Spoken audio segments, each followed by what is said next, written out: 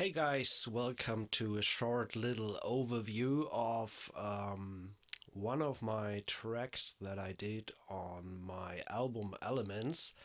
And in conjunction with the interview that I've done for Epicomposer, they asked me to provide a little insight into one of the tracks and how I set things up, and especially which libraries I use and how things, especially with these tracks for my album, how things are layered and what I do in terms of layering.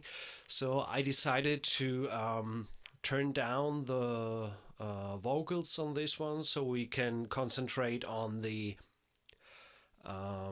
instrumental part.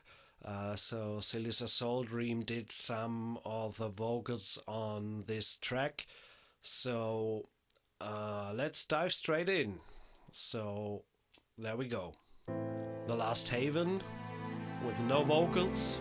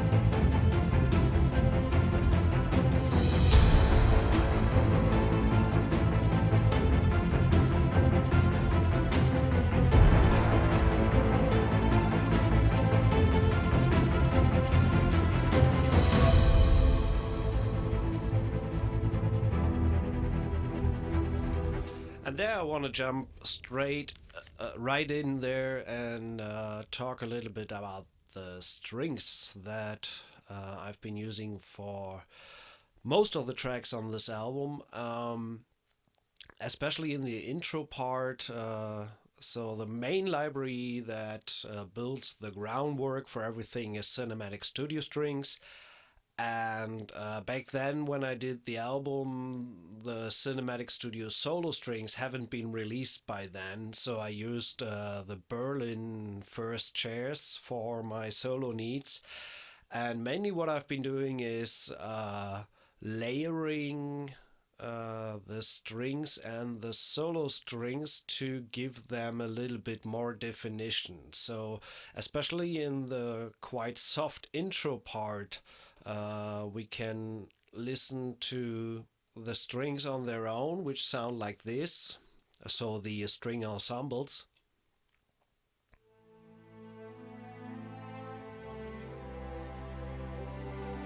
So there we got the soaring strings viola legato,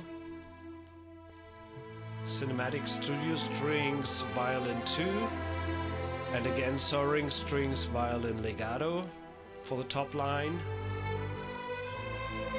CSS for the cellos,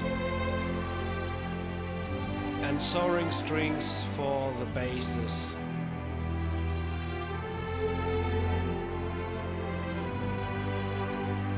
And some Metropolis Arc low legato strings. And the same is happening in the first chairs. And it really starts, if you listen on its own,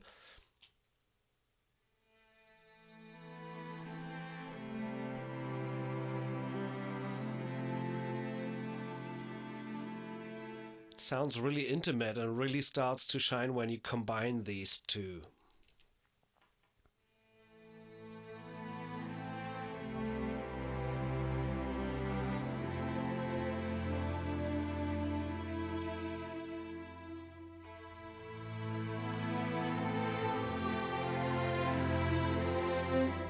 And the same principle more or less applies to the short strings, where we have, for example, the main string line on top is executed by Adventure Strings Spiccato in the violins, which sounds like this. And these are layered with, in this case, violins 2 from Cinematic Studio Strings. And there we have this measured tremolo patch. That's why the musical sampling strings are running in 16th, as you can see here. We go to a 16th grid.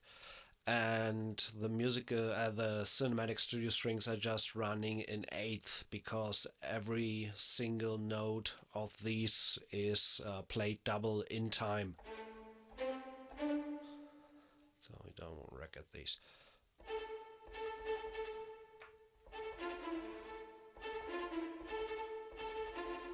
So 2 8 notes give you 4 16th notes.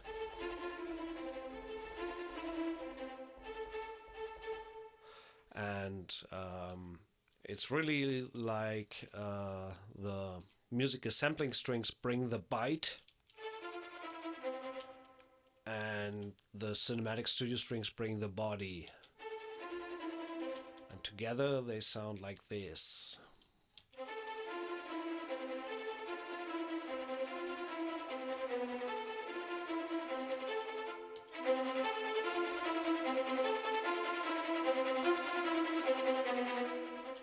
And then I just added some top violins from Cinematic Studio Strings 1 again. Cinematic Studio Strings Violins 1. Some violin swirls. And the cello, for example, takes care of the lower rhythm.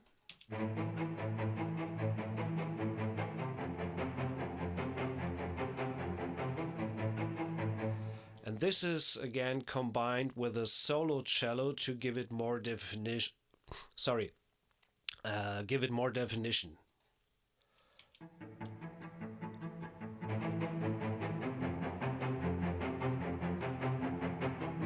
So it just sticks out a little bit more.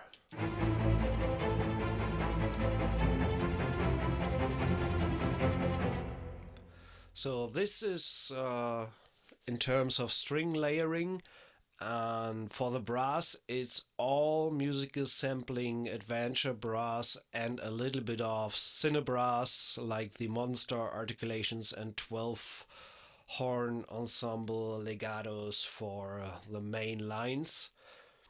Another thing that I really love doing on this album, for example, is layering the vocal lines with ethnic instruments. For example, let me switch on what Celica has been doing here in the second verse. So you hear her coming in, and then it's layered with a duduk, in this case from Eduardo Tarilonte, which really gives a nice vibe to the overall feel of the melody.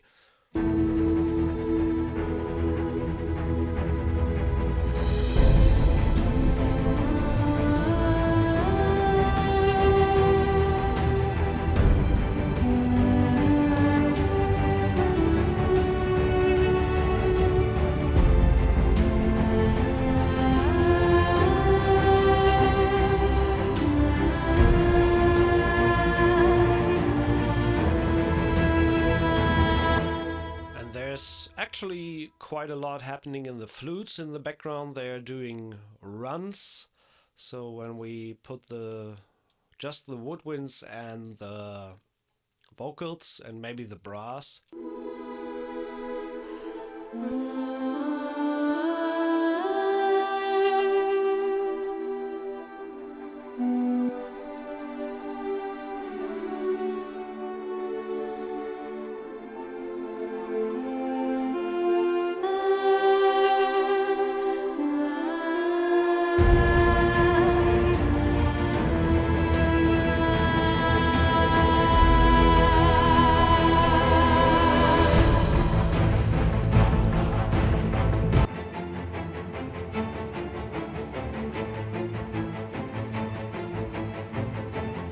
example, the strings are pretty much playing unisono here in octaves.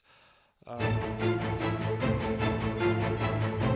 it just gets more and more intense. We increase the volume. We introduce, for example, here we layer the strings with the blurred spiccato from Metropolis Arc, which gives this smeary feel overall, like it's a little bit washy and they're just digging the strings. And also, just for a little bit of definition, the solo violin comes on top.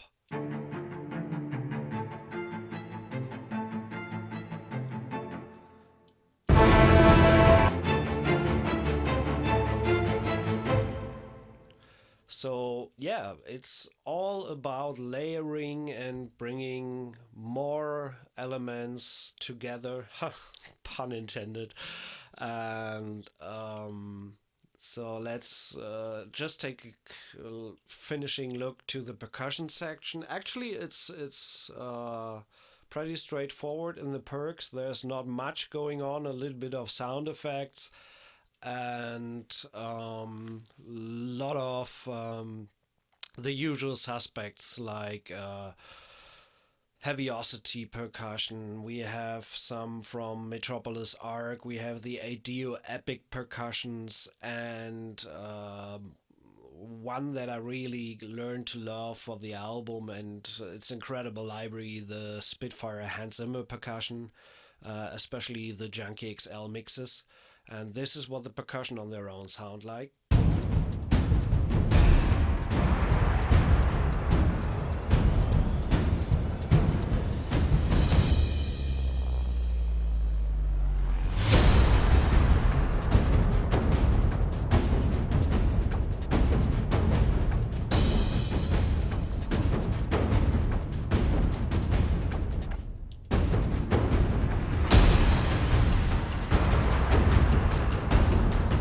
Obviously we're getting bigger when it gets towards the end.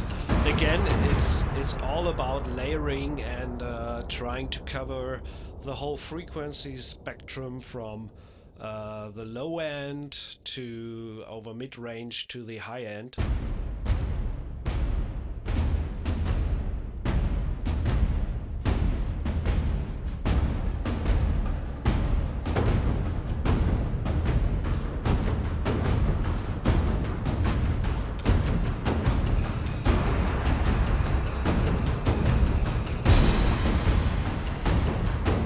So that you got just everything covered, and that sums it up.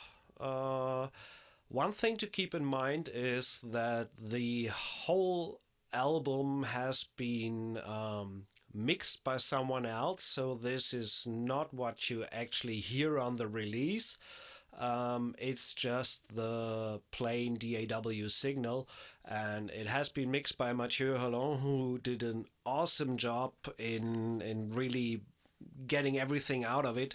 Nevertheless, I wanted to give you a short insight on the instruments used and how to layer things, and I hope you liked it, and talk soon.